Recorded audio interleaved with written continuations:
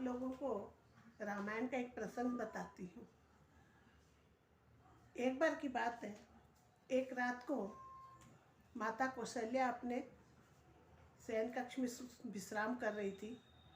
तब उनको अपनी छत के ऊपर किसी के चलने की आवाज़ सुनाई पड़ी।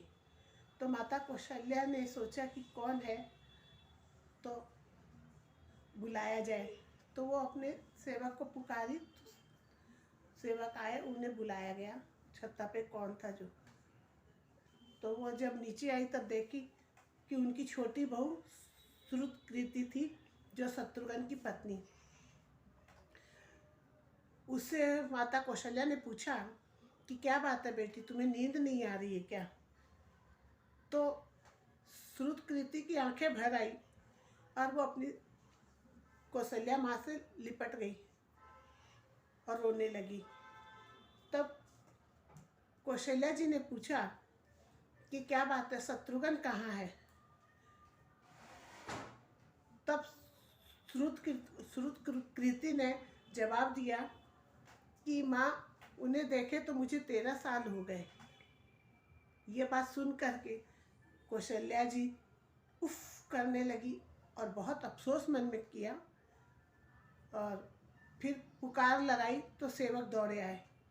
जब सेवक आए तो उन्हें हुक्म दिया गया कि पालकी तैयार करो, मैं शत्रुघ्न को ढूंढने जाऊंगी या देखने जाऊंगी। और सेवक से पूछा गया कि तुम्हें पता है क्या शत्रुघ्न कहाँ है?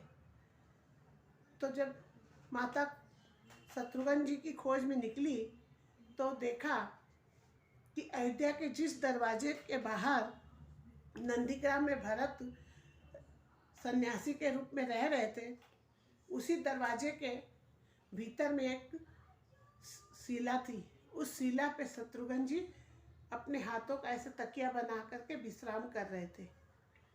तो जब माता कौशल्या वहाँ पहुँची तब वो शत्रुघ्न जी के सिरहाने बैठ गई और बैठ करके उनके सिर में हाथ फेरने लगी। तब शत्रुघ्न जी को एहसास हुआ कि कोई है, तो उठ के बैठे तो देखते हैं कि माता कौशल्या। तो उन्होंने कहा कि माँ, आपने क्यों कष्ट किया, मुझे क्यों नहीं बुला लिया, मैं आ जाता। इतना कहकर वो माता के चरणों में गिर पड़े और फूट फूट कर रोने लगे। तब माता कौशल्या ने पूछा कि क्या बात है, तुम यहाँ पर? तो बोले, क्या माता, ये राजकोष और ये रथ वगैरह और ये महल क्या मेरे लिए है?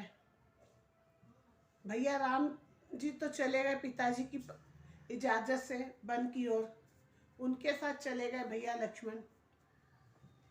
भरत भैया नंदीग्राम में सन्यासी के रूप में रह रहे, तो क्या मैं इस रथ और ये महल के लिए ही हूँ क्या? राशि वस्त्र वगैरह के लिए हूँ क्या? ये बात सुन करके माता कौशल्या को बड़ा ही अफसोस हुआ और उनको बड़ा दुख सा लगा। वो आगे कुछ न बोल सकी, उनके पास कोई जवाब नहीं था इस बात का। क्योंकि कहा जाता है ना कि रामायण जो ग्रंथ है वो त्याग का ग्रंथ है, बिना त्याग के कुछ नहीं होता है। तो इसमें सब चीज़ दिखाया जाता है, जो भी है सब त्याग के ऊपर है।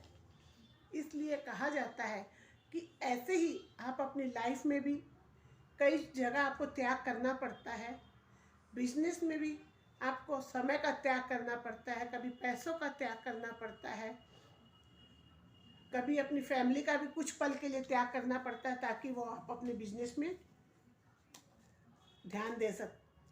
तो कहने का तात्पर्य यही है कि रामायण हमको सिखाती है कि त्याग बहुत ज़रूरी है। कई जगह बिना त्याग के कुछ नहीं होता है। That's all, big play. Video देखने के लिए थैंक यू और सब्सक्राइब भी करिए। आपसे आगे वीडियो में मिलते हैं।